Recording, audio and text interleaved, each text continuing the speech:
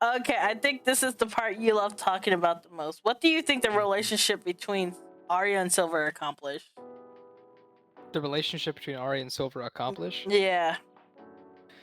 I think the interactions between Silver and Arya get Silver to open himself up in a way that no other character can pull from him. And being able to see that peels back the layers of his personality to see that this rich kid air he puts on is a facade, it's a defense mechanism. Because he does have secure insecurities, traumas, and wounds that he has to work his way through in life. And I think Arya's relationship with Silver accomplishes him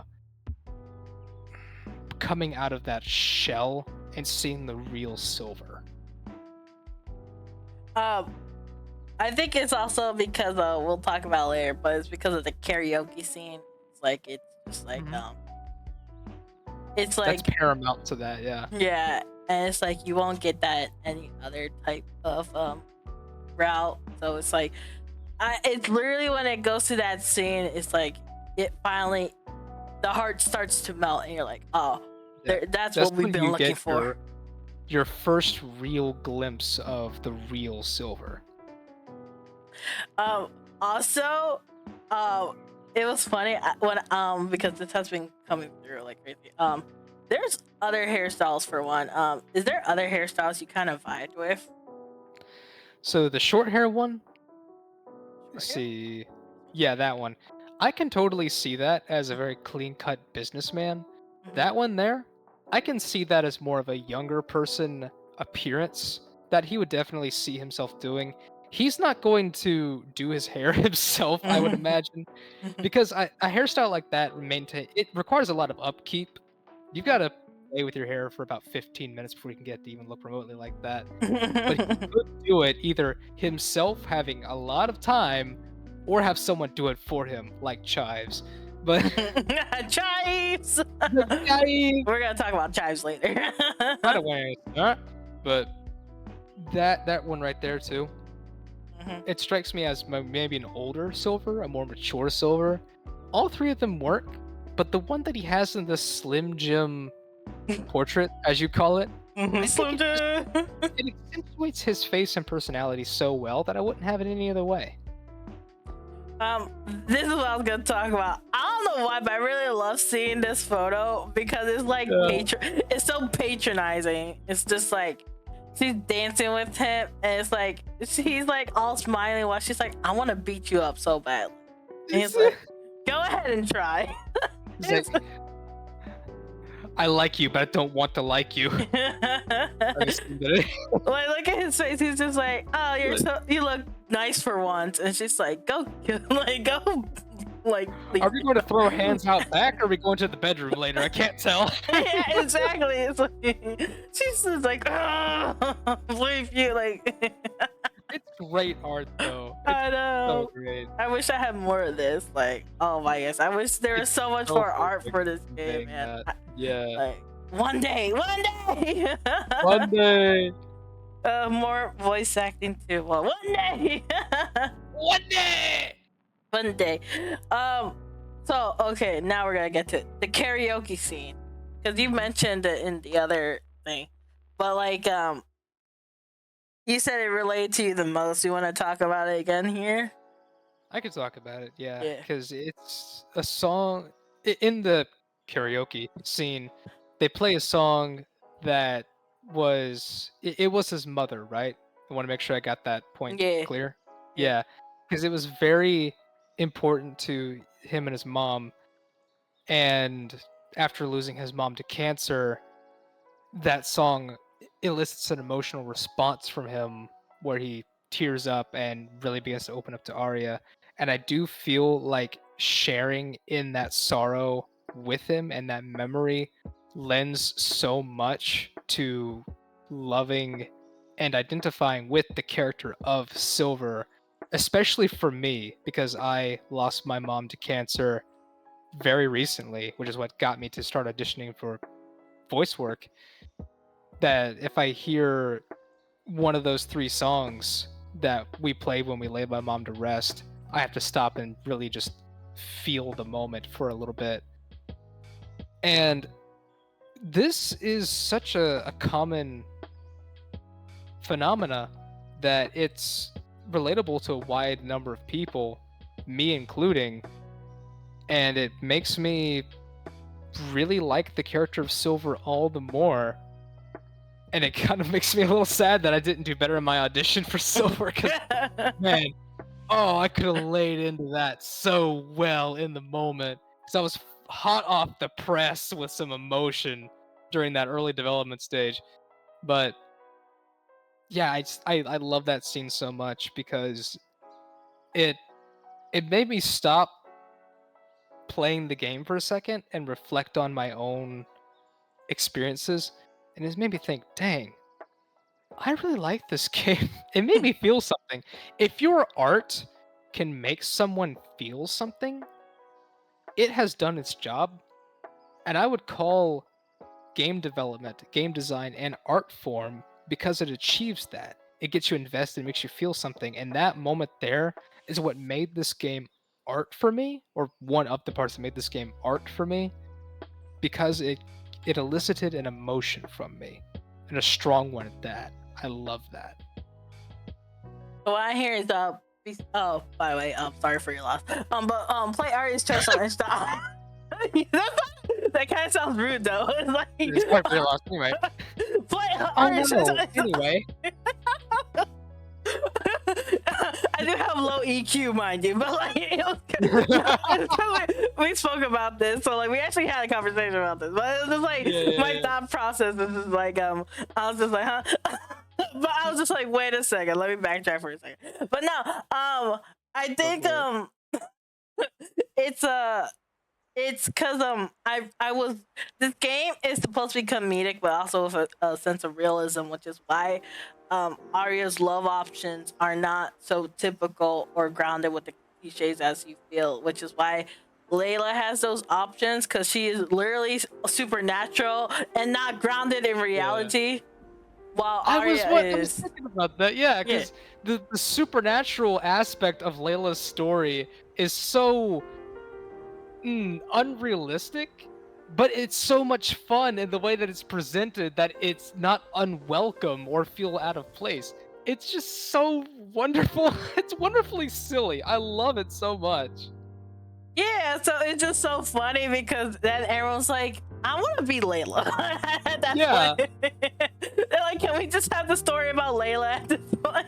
I love the supernatural aspect to Layla. It's so much fun. So it's just kind of funny. Looking back, it's just like, should we have changed the character? No, it's so good. It's so good. I don't know, but it's just something in writing. But I liked how a lot of people actually ended up resonating with Silver at this point, because we were struggling. Like, the last two characters routes we had to write for were Silver and Michelangelo. We were really trying to get those last two done. Like, we were staying up like without sleep for like the weekends, like trying to be like, we gotta do it, it's for the team, make sure all their work and effort pays off. And we're like, and I am not a writer, mind you, I'm just like, what do we do? I was just like, just add some trauma. I was just like, everyone in his family died. And he's like, that's too much. He's like, that's too much trauma. He's like, I was like, okay, his mom. His entire clan was slaughtered by his brother. Low key. So he's just like, wait until the sequel. I was like, okay. So, but regardless, people were so invested in his story because they accidentally go in his story when they tap on his shoulder or something like that, or don't tap on his shoulder too often, and they end up loving Silver. But speaking of which, why do you think a toxic character can be so lovable? Because he can be seen as toxic, but people still love him anyways. So for a toxic character to be lovable, it really has to be delivered in such a specific way. And I think Matt Beckius's work for Silver was so well done to serve for that goal. I think your elements are, if he's going to be mean at any point, don't let him be mean to any character that the player likes or is close to, or the player themselves. It's like Handsome Jack from Borderlands. Damian Clark's performance as Handsome Jack is so good for the character that you can kind of forgive the wacky and heinous stuff that he's done, because A, he didn't do them to any character really close to the player unless you were close to some of the Borderlands 1 cast, and he didn't do anything directly malicious to the player unless you count leaving them for dead in the middle of a frozen tundra to be, you know, super personal to the player or anything. But what Silver has here, he has the components to be lovable while being toxic, because he's really not that toxic in a malicious intent. He has toxic traits, but none of them are maliciously done. He's spoiled, he flaunts his wealth, but he doesn't, spit at your feet as he's doing it. You peasant! You peasant! He doesn't put you down. At no point does Silver really put you down or treat you as you're a lower class than him. He just flaunts his wealth. That's kind of it. You know what's funny though? In the rejection route where I think Damien, are you reject each other, right? Yeah. I was playing through the game, which is kind of funny because after the stress is over, the game is actually pretty darn funny. And this is not me gassing myself up. I actually did enjoy the game when I'm like, I can't believe this actually went through. It was every other couple aside from Arya and Damien and Tanner got married, and I don't know how it happened so quickly, or they're getting married or something like that. They're like honeymoon phase, and Silver is like, time to pop the champagne. Oh, sorry for you guys, but Serenity, get the champagne bottles out. Like, read the room, Silver. But that's kind of like me, how I was just like, oh, sorry for your loss, but download. Oh yeah, sorry for your loss. Anyway. So it's just like kind of like how I was just like, oh yeah, it's kind of like he has low IQ. I think it's kind of just one of those things where I just kind of like related to him. It's just like I didn't know how to read the room. If he's not emotionally invested in what's going on, he doesn't really pay attention to it. He becomes oblivious to it. Yeah, it was just kind of funny how that worked. So it's just like, he's just that character. I don't know. It's just something about him that makes him so charming, whether he's like, mean or not. I couldn't really get a read on if he doesn't like the news he receives, he tunes it out like a defense mechanism, where it's like, la la la, I can't hear you, but it's more just ignoring the bad news that just came in. Or if he's just that good of a loser. He's a good loser where he doesn't get down by it or throw a tantrum, and he can be happy when someone else has a victory. I think it's that one, or he still keeps trying, because I think it's more so like when it came to, it was basically when it came to development, is, you know, never take no for an answer. It's not like I'm not gonna take no from an individual. If an individual says no, I'm gonna first try to come to a resolution first. Like, okay, is this possible? Is this possible? Like, what works with you? If they say nothing works with me, I understand.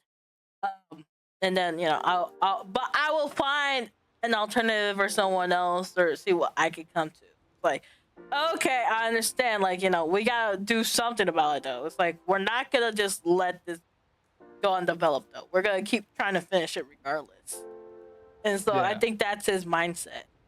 So it's like, even if it fell apart, he's gonna get it moving one way or another. He doesn't have a defeatist mindset. Yeah, he doesn't throw a tantrum when he gets no for an answer, but he'll take the necessary steps to make sure he can convert that no to a yes. Yeah, exactly. So I think that's what it is. It's just like, it's just like, okay, I guess we'll keep it moving. It's like, onward to the next thing. Let me do what I can to convince you otherwise. Exactly.